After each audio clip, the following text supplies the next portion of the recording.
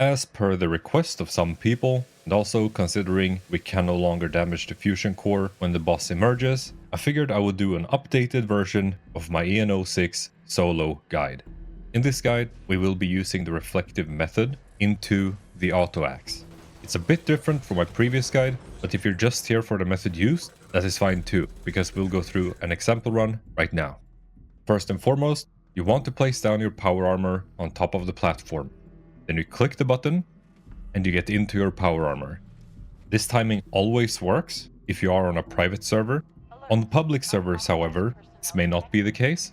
And as far as I'm aware, the best indicator that you can use in order to get into your power armor is when the first light turns on. This way, you can stand on top of the platform and you will not instantly die. Then I'm using my flamer here to proc bullet shield for the extra reflection damage. And I will be swapping into the dragon because of its passive stats. Heal up with stim packs, then swap back to heavy gun in between its attacks and shoot, back to dragon, just to refresh the bullet shield, and usually it goes down pretty fast. Now we swap to the auto axe and just attack the boss, and that's it. That will be the kill. I'm doing this with minimal gear, no 4-star legendaries. My auto axe is aristocrats, power attack, that's a very important one, and charisma, which doesn't do anything for this. I'm also not using any psycho or additional buffs, no food buffs, but I am using some perk cards and some mutations, but that's pretty much it. Here I'm just quickly showing off everything in my effects tab, just so if you really want to, you can check so that I'm not hiding anything from you. I'm trying to get the accurate information out there, so hopefully I didn't forget anything. And again, this is the auto axe that I was using, and then a full set of, it's pretty much just 1-star troubleshooter's power armor. Now let's get more in depth into the actual guide here. So first and foremost, you're gonna want a fast firing heavy weapon with vampire's effect. It's not mandatory, but I would suggest that you do use this, especially if you're not gonna run the dragon switch. Previously, I was recommending the minigun, which is a fine choice. The only drawback is that it's only gonna proc bullet shield when you start shooting, and it does have a wind-up time. So for switching with the dragon, it's maybe not the best choice. That's why I've opted to use this holy fire that instantly shoots, and you can see the bullet shield instantly gets activated. And it also inherently has vampires. Not that you're really gonna need the vampires effect if you're swapping to the dragon anyway. So why the dragon? Well, the legendary effects on it doesn't matter, but what you're looking for here are the passives that it has, which is limb damage and chance to cripple the target. So ultimately, it speeds up taking down the shield by quite a bit. While the dragon may be a great choice, it's not the best choice, at least according to the research that I've done, because apparently melee weapons are supposed to be better due to the fact that the Twisted Muscles mutation has limb damage on it, so if you're reflecting with a melee weapon, that's going to be an even higher damage increase.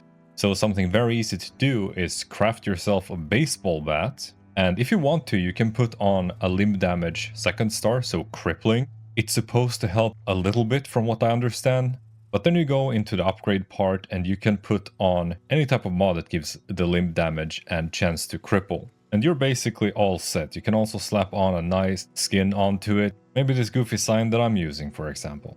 And the way you would use this is exactly the same as the dragon. So when the shield is down, the most optimal auto axe that you can have will be Furious, Heavy Hitters, Strength, and Pounders. I would also recommend that you put Electrified on your auto axe. Furious, with these onslaught changes, works really well with Pounders, because Pounders has also been changed to give onslaught stacks. So because they both give an amount of max stacks, they will both gain an additional amount of damage. Therefore, Furious and Pounders, combined with Heavy Hitters and Strength of course, is probably the best possible auto axe rolls that you can get. But as I mentioned before, you don't need a 4th star, and I would recommend that you use Furious, Executioners, Troubleshooters, or Aristocrats if you have the max caps value for the damage. You can also use Bloodied if you're not going to do this full health. Next up, you are of course going to need power armor. And the only thing that you need to focus on for this boss specifically is Troubleshooters on the 1st star. Any other stars, they might just be nice to have, depending on what you've got on them. If you have some weight reduction, that will help. Also, if you can put calibrated shocks on them for that carry weight, that will also help, but you're mainly just looking for troubleshooters. Let's get into some perk cards, and we're going to start off with legendary perk cards. Strength, if you have it, will help with your damage, because strength is more damage, it's also more carry capacity. So if you already have 15 strength in your loadout, the strength legendary card will essentially make it 20. It won't help you put in more perk cards, but it will help you get more damage and carry weight. Taking one for the team, should be noted that if you are on a team with at least one other player, this should work, and that will increase your damage quite a bit for a little while after the shield has gone down. Other than that, I've just got my normal special legendary perk cards, so kind of use whatever you want here, I suppose. As for the regular perk cards, you don't have to copy everything that you see here, but what you will be looking for mainly is the Slugger perk cards and Incisor. I also want to make a note of Arms Keeper that has now been changed. 1-star or 2-star on this will help you not become over encumbered as fast, which can be super nice.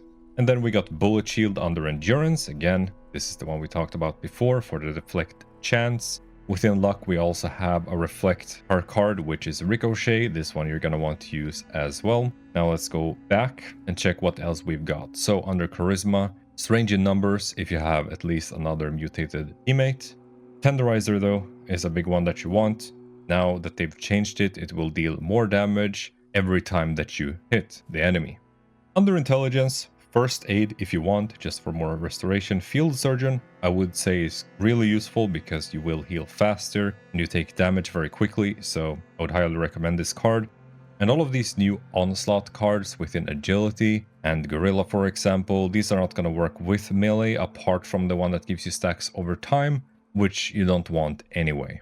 Dodgy is a perk card that I'm not personally using, but you can use it and it will help you survive a little bit more easily. The only problem is it's going to drain your AP, and so I would highly recommend that you bring some coffee with you. I think just popping one per kill, and sometimes you might not even have to pop one, but definitely bring coffee if you're running Dodgy. Bloody Mess for straight up more damage. As for food buffs, anything that gives you strength, like Deathclaw Wellington for example, will be useful, but of course not mandatory. Tasty Aguai Roast, this one is superb, especially if you have carnivore. I'm not using this in any of this video, mind you, so it's not necessary, but it will help you a lot, and I'll quickly show you how you can quite easily get this. That's why I would recommend that you have some of these stored, especially if you have a freezer. So we're going to want to go to the White Spring Resort, White Spring Refuge, go sit down, wait for the waitress, and sometimes you will be able to find Tasty Aguai Roast in here, and potentially some other stuff like this Deathclaw Steak gives me 4 strength. And you can just server hop to refresh this store, and you should be able to find at least one fairly easily. Then we have additional buffs like Psychotats, like Fury, that will help increase your damage that you deal. You can also use bobbleheads or magazines if you want to, but honestly this stuff is kind of overkill, especially if you are running with a tasty meat, because that kind of helps you bypass a lot of this stuff. In the beginning you're definitely going to want some sort of stim packs, because you will need to stim pack up when you take damage, but over time you're going to accumulate quite a lot of these. Coffee, again, if you're running Dodgy or if you have AP troubles. As for the mutation, Adrenal Reaction is really good. Even at less than 50% HP, I'm getting 31% extra damage out of it, so definitely recommend this one. Carnivore, as I mentioned, if you have any meat buffs, is going to be super good. We've also got Herd Mentality that will give you +2 to all, especially if you are on a team. That includes Strength, which is more damage, and Endurance, which is more HP and whatnot. You can see when I leave the team, it gives -0.5, and when I join the team, it gives +2. So it does work even if you are alone on a team. So it's pretty much something that you would honestly want at all times anyway. Marsupial and Speed Demon are just nice in general.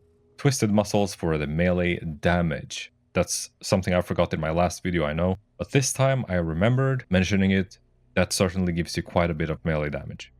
You are not going to need everything that I have mentioned, especially if you are using the Tasty Aguai Roast, because that alone lets you bypass a lot of these different sources of extra damage. So if there's anything you're kind of like, I can't really be bothered getting this, you can try popping the Tasty buff. especially if you have carnivore, and then try the boss out, and then maybe add things to your build along the way if you see that you cannot quite take it down.